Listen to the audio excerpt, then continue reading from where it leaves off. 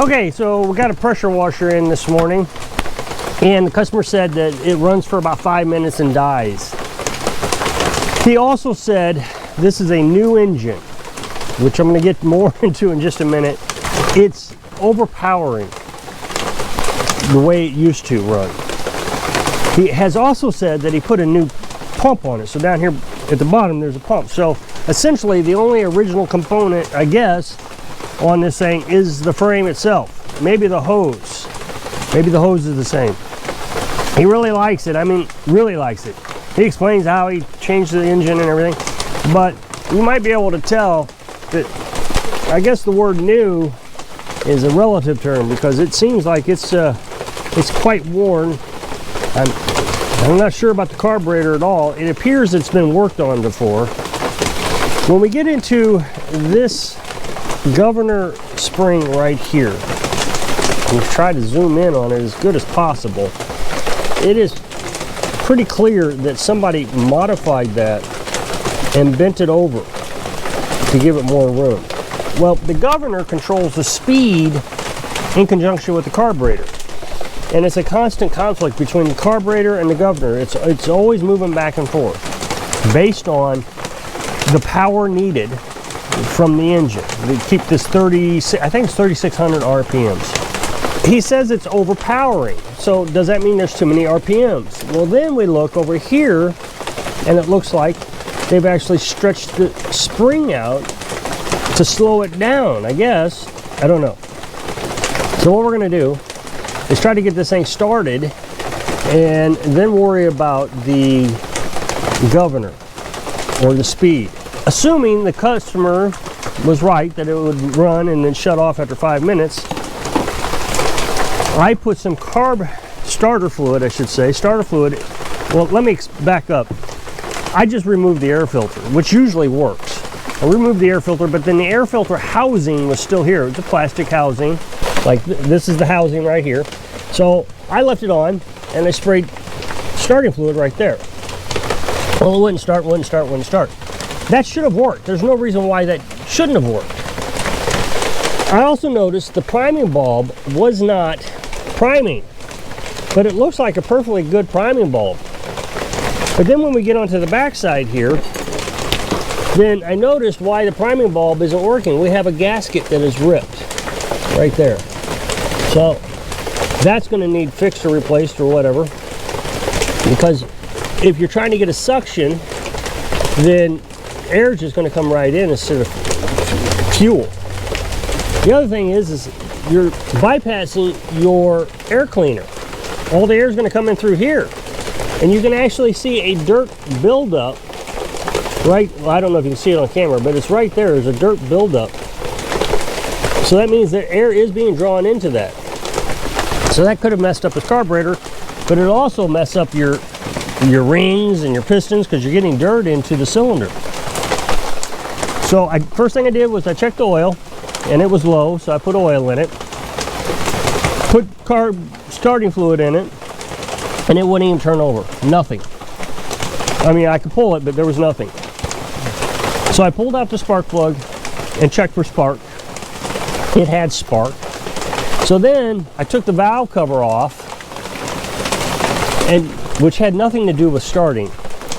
If the valves were not adjusted correctly, the only thing that would have happened is it would have been hard to pull. So, but I adjusted them anyways. That wasn't hard to do, and I've done that in previous videos, so I didn't think it was necessary for me to film all this. Well, what I did was I went ahead and took off this housing, sprayed starting fluid right directly into the carburetor, and it turned over. Pop, pop, pop, pop. And that was about it. I did that twice. So that does tell me it is a carb issue. So we're getting spark and, you know, got compression. I did check the gas, drained a little bit out. Looks pretty good. He said it was fresh gas, but you know, his definition of new might be a little skewed considering he said this was a new engine. I'm going to take the carburetor off and I'm going to try to clean it. It's going to be pretty easy. I think we only got to remove 2 bolts and the linkage somehow or another. I'm sure it hooks up in there. And then there's a bolt over here. So this shouldn't be difficult at all.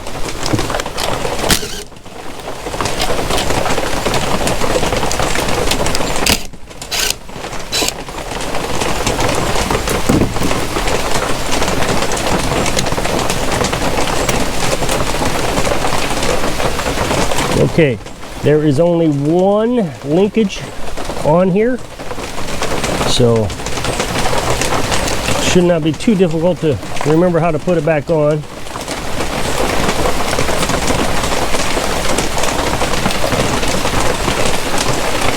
The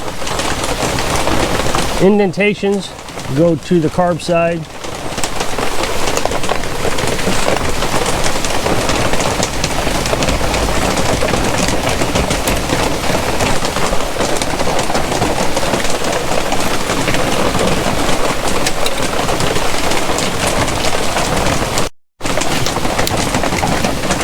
Take off the bottom bolt here.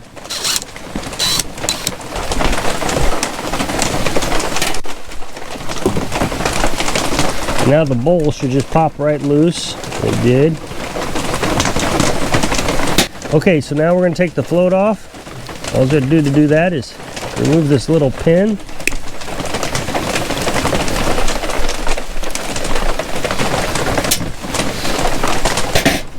The float should come off. And then there is a needle valve that hangs off the float.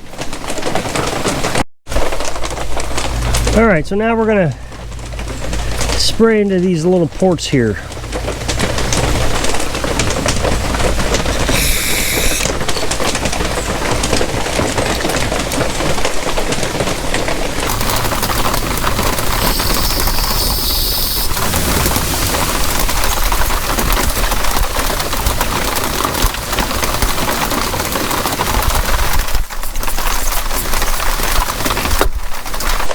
That one, nothing came out. That's interesting. Not sure if it needed to, but nothing did.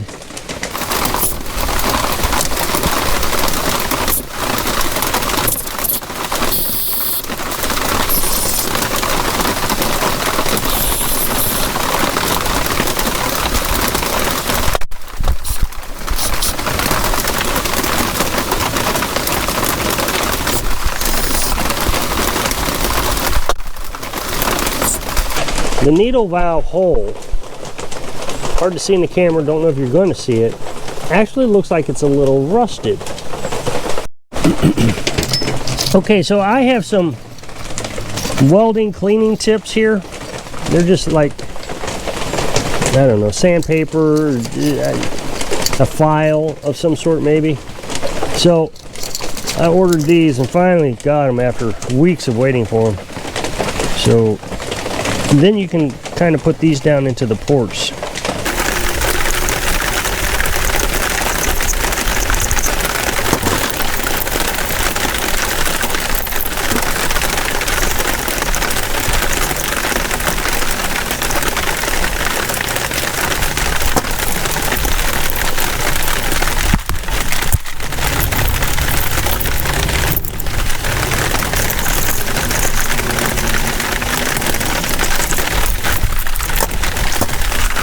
I also cleaned out the bolt. It's got a little hole there. It's also got another little hole here. Oh, I didn't use the tool on that though.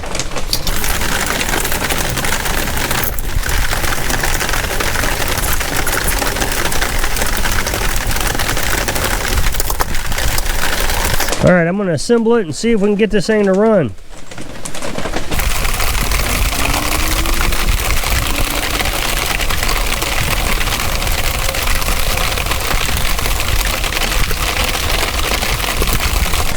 So you got to make sure that needle valve goes down into the hole that is supposed to be down in there.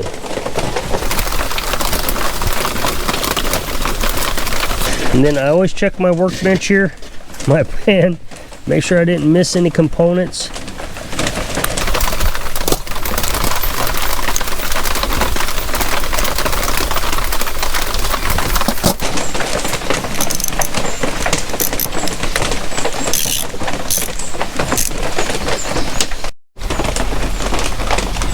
Okay, so now we're going to put the linkage onto the carburetor.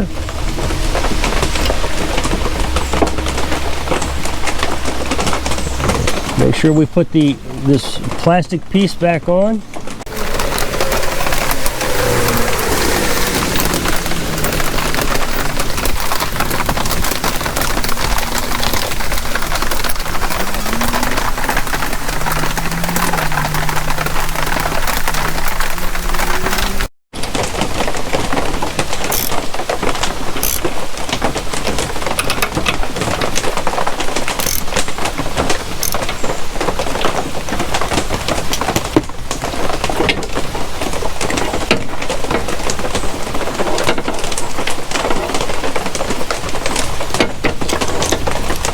Okay, so now we're going to give it a shot of starting fluid and try to start it.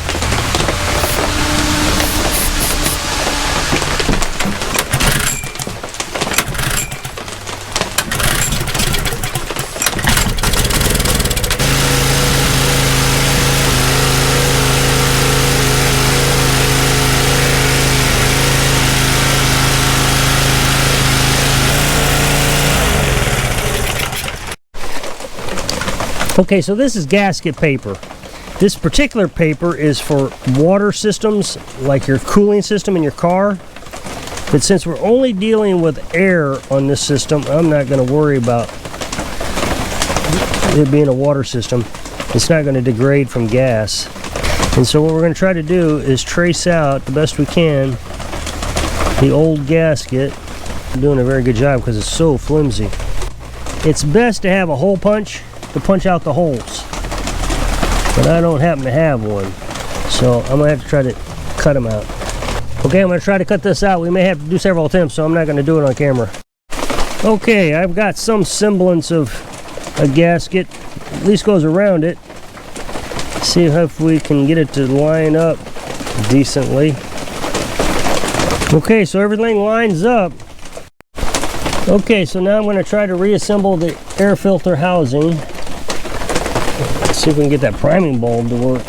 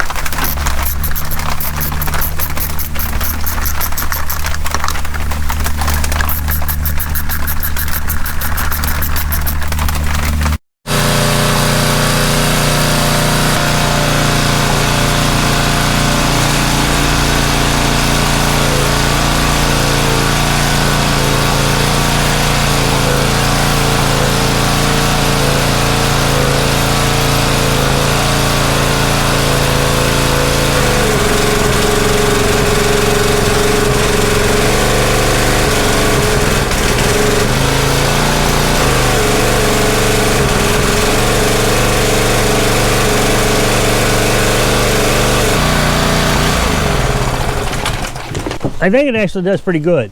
It's trying to figure out the starting procedure that's actually kind of difficult. You got to be careful that you keep your, there's a little hole on the priming bulb. It's there for a purpose, and so you got to keep your finger on that hole while it draws air. If you just take your finger off, it pops right out. It doesn't draw any gas. I say air, I meant gas. The other thing is you got to make sure that this modified carburetor is at the correct throttle starting position. You want it kind of at a slow position, and then it starts right up. But if you do anything else, like put it all the way up, it doesn't want to start. So it's all because of this modified spring for the governor. But I'm not going to mess with it. Carolyn and I already talked about it. So I think I'm going to let it sit 24 hours. I put some seafoam in it. I'm going to let that sit for 24 hours just to make sure that if I miss something in that carburetor when I was cleaning it, the seafoam will break it loose. And so that seafoam will need to sit in the carburetor, and it'll break up a lot of stuff. If there's dirt in there, actual dirt, it won't break up dirt, but all that gummy stuff that the gasoline, these new ethanol gasolines, form up when you let gas sit in a carburetor over this season or whatever, it'll break that up pretty good. And so I just wanted to take a little extra caution. Also, seafoam will also kind of identify other problems. I've had this happen before. I put seafoam in a carburetor before, and the next day it ran worse than it did the day that it wasn't running well in the first place. So what it meant was that there was something damaged in the carburetor, and dirt was literally gumming up the damage, helping it go along. As soon as you broke up the dirt, the damage showed up. So if you'll click this up next box, it'll take you to a video where it's working on something. So if I can inspire you to make as much profit as you can when you're living your dreams. Thanks for watching.